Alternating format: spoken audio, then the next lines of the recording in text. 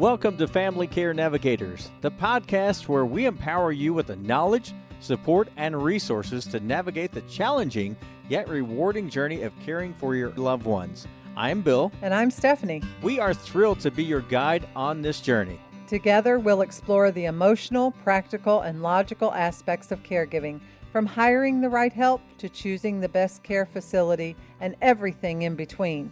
Whether you're a seasoned caregiver or just starting out, this podcast is here to provide you with valuable insights and heartfelt stories that resonate. Let's dive in and navigate this journey together. As the holidays are here, Stephanie, a lot going on throughout the community and also a lot of things going on throughout many people's lives and to the Family Care Navigators world. So, yes, absolutely. What are some cool things that we can let our listeners know that, say some hacks, different things like that they can do during this season? Absolutely. Here's the reality. When you are a caregiver, your life is consumed and it is really taken over by the person that you are caring for. Mm-hmm. And so we want to offer you a list of some things that are really going to help you and help the person that you are caring for. And these are things that we used in our home, right, and that really did benefit all of us. Mm-hmm. And so the first one is there are some no-rinse shower wipes. And so if your person takes a shower, you help them get a shower every day, then they can actually wash themselves with that if they're able to. And if they're not able to, then you don't have to keep them under the water for so long. Sure. And that's a big deal. Or if, at the end of my mom's life, she got to where she had to have bed baths every day because she could no longer get up. These are wonderful things to help you. And they really do offer a lot of flexibility, I guess. Yeah, because even with some of those, you think about, you're putting that moisture on your skin. It's not truly absorbing it. Right. So you're drying your skin out. Things are happening. So you don't really want that, that crazy feeling on your skin. Yeah. Especially if you're bedridden or just having trouble, period. Right, exactly. The other side, as crazy as this sounds, is a bedside commode. Mm-hmm. Now, they have them, and they really do serve three purposes, right? Right.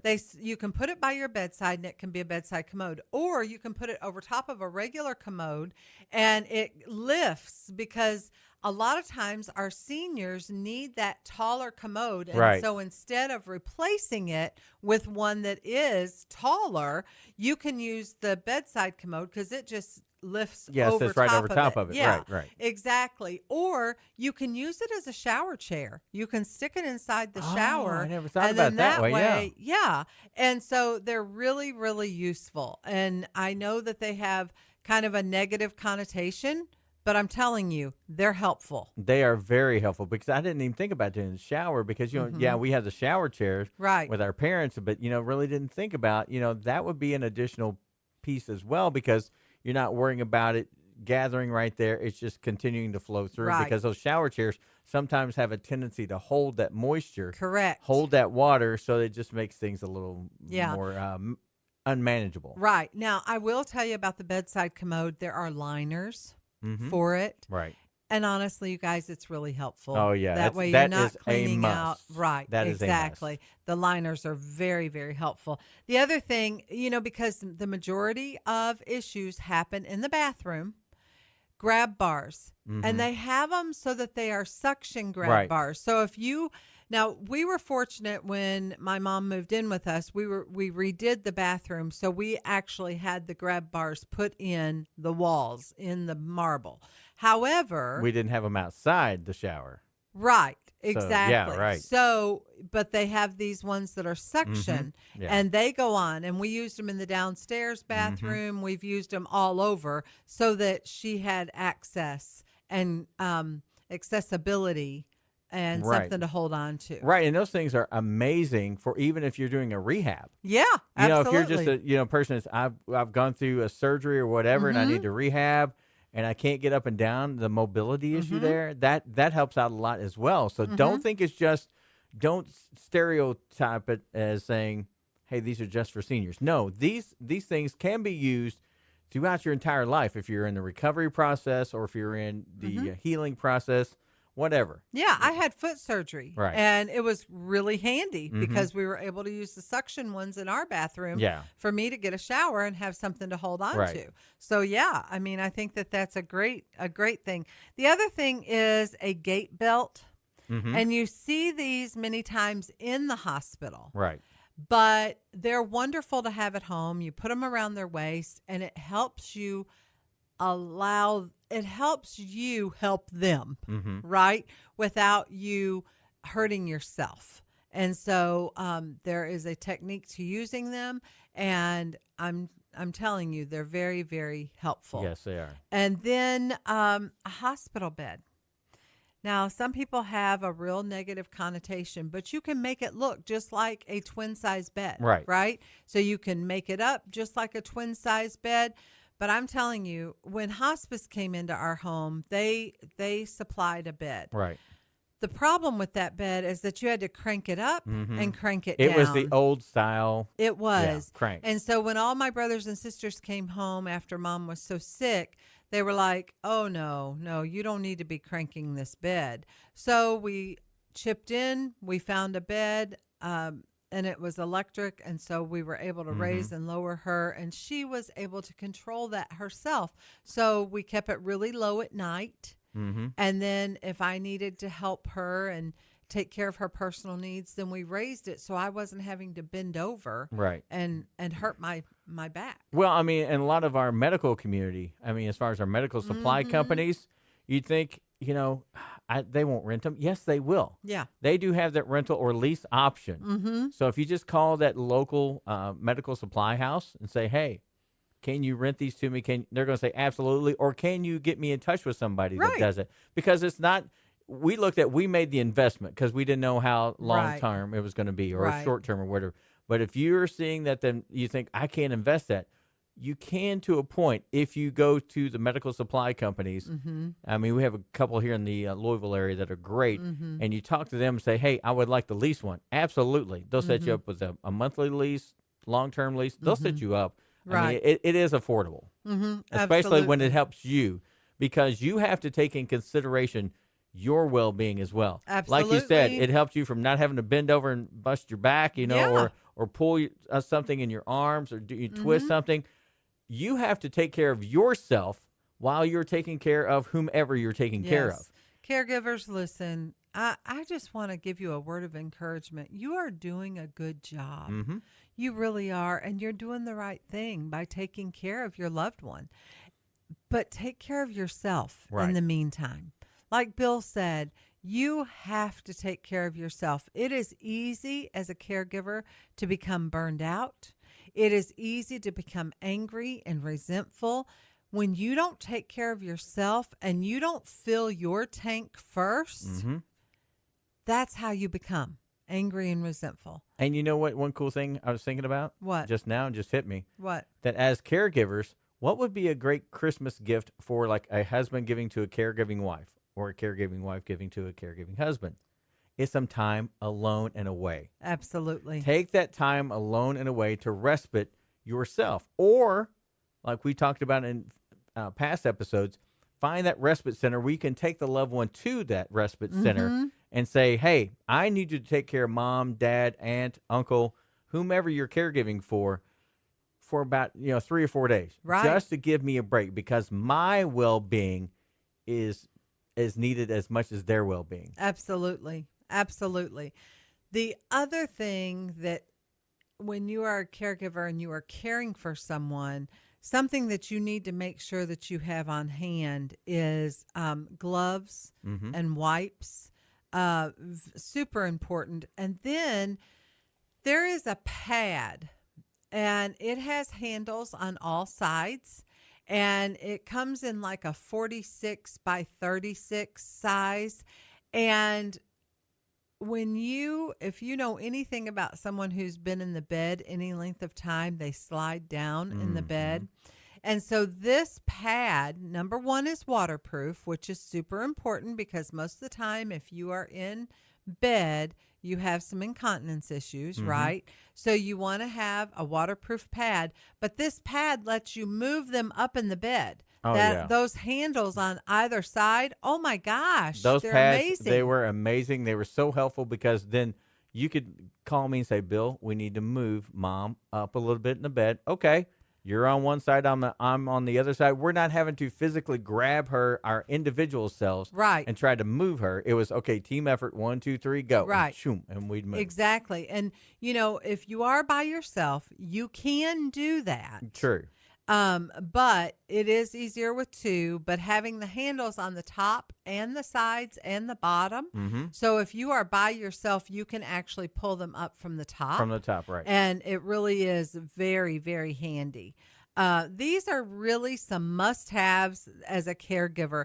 Let me give you a little tip, a little hack, if you were, about taking care of someone that is elderly, that sometimes their skin has a tendency to break down. And if you take deodorant, roll-on deodorant, like a stick of deodorant, and in the coccyx area, there is a fold kind of thing. And if you will put deodorant right there, that's where their skin is first going to break down, okay?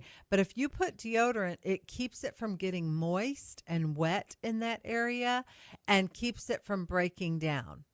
If you have a female, you can put it under her breast so that she doesn't stay wet or moist under there. And then also if she's a little overweight or he's a little overweight, underneath the belly, just take a stripe of that deodorant. Because what it does is it stops it from staying wet. And that's what happens when their skin begins to break down. It's because there is moisture. And so then if it gets moist and the skin begins to break down, then you're going to get an infection. And then you're going to get what's known as a pressure sore or a bed sore. And you don't want that. No. So these are real ways to keep even the heels of their feet, if you put some of it on there, but then also put on those grippy socks. We call them grippy socks at our house because the kids, but put on socks that will coat their foot, right? Yeah, they have little beads on them, different, like traction control. Yeah, for exactly. lack of a better term. Yeah, and that way, too, if they decide that they're going to try to get out of the bed. They're not sliding out of the bed and sliding down and you're having a worse ordeal. Yeah. Exactly. So that's just a little hack for you. The other thing I think is super important. We discovered with my mother that she would try to get out of the bed. And so there are motion sensors.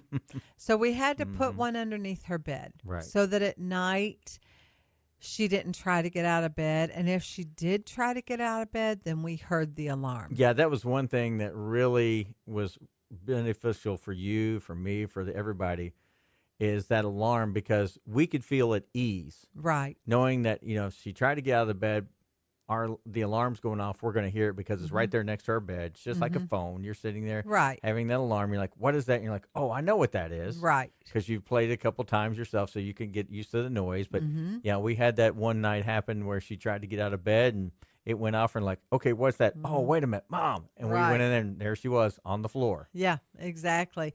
The other thing you can do is a baby monitor with a camera. Yeah. Super important. We did the baby monitor without the camera because sometimes she would call for me and I needed to hear her, but her voice was a little weak. And so I couldn't hear her. But if I put the baby monitor right next to her bed on her nightstand, then if she needed me, all she had to do was say my name and I would be right there. Right.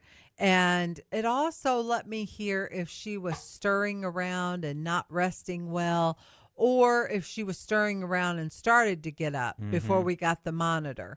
It really was very, very helpful. I think that when you are dealing with seniors, you hear my heart. you have to think a step ahead of them. Right. And it's for their safety, it's for their health, and you have to stay one step or two steps ahead of them, just like you do with a toddler. Yeah. You know, I mean, you're yeah. always thinking ahead. We put a baby gate up for our at the top of our stairs that go down to our basement. There was twofold. Number one, we had a grandchild at the time, but a little one at the time. But number two, we didn't want mom falling down the stairs. Mm-mm. And so we just put up a baby gate. And she didn't have a problem with that. And she really thought it was for the grandkids. Yeah, she really thought it was for the grandkids, but it was a dual purpose. It was for her. And so we just wanted to give you a few tips and tricks. And, there are all kinds of things that you can use when you have someone that has incontinence. You can purchase some waterproof, washable pads. We kept them on the chairs, and then we would just put a blanket over it so nobody ever knew that they were there. We just put the blanket over it, and, mom didn't care. She didn't think anything about it. No. And you can use them in the beds. You can use them on your chairs. You can use them on your sofas. They're very, very helpful. And the other thing is adaptable clothing. This was a game changer for us. Yeah. When it came to, now my dad had issues with his hands and with his arms because he fell off of the ladder a couple of times and he messed up his shoulders. So he couldn't lift his arms, right? And so we found a couple of tools. Number one, we found adaptable clothing. So there really aren't buttons, even though they look like buttons. It's just Velcroed. So his shirt would Velcro up the front, but it would look like a button-down shirt. Terrific thing to have. I'm telling you guys, it's awesome. The other thing we found was a buttonhole tool, and you can... because a lot of seniors, even not seniors really, have a grip issue with trying to get their buttons fastened. Right. And so this tool, you stick it through the buttonhole and it reaches over and it grabs the button and then you just pull it through and it buttons the shirt or it buttons the pants or whatever. And so that little tool is extremely helpful because you can also use it with zippers. And that's a big deal, right?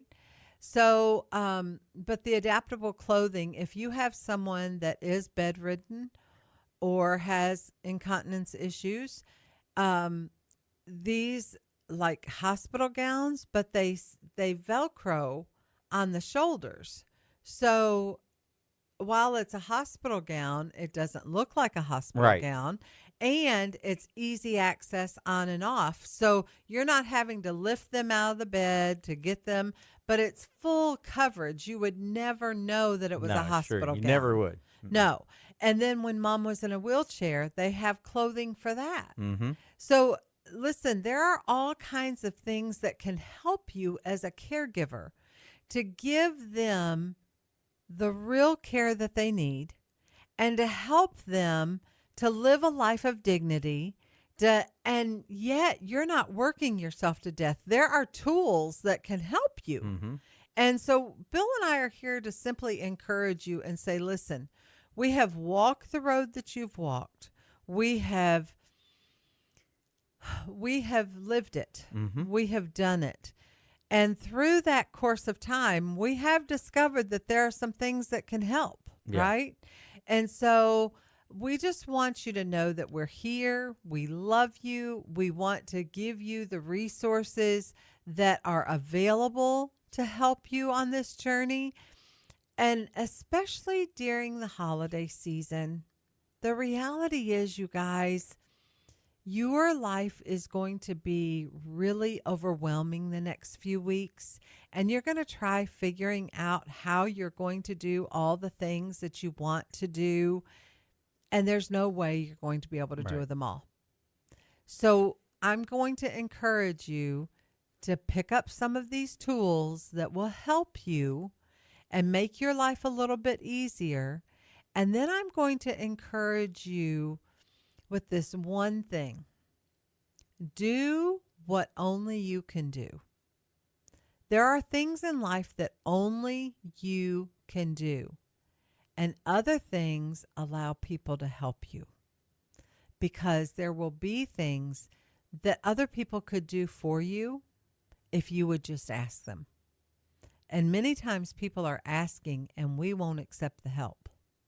So I want to encourage you. Remember that there are some things that only you can do, and the other things allow other people to do it.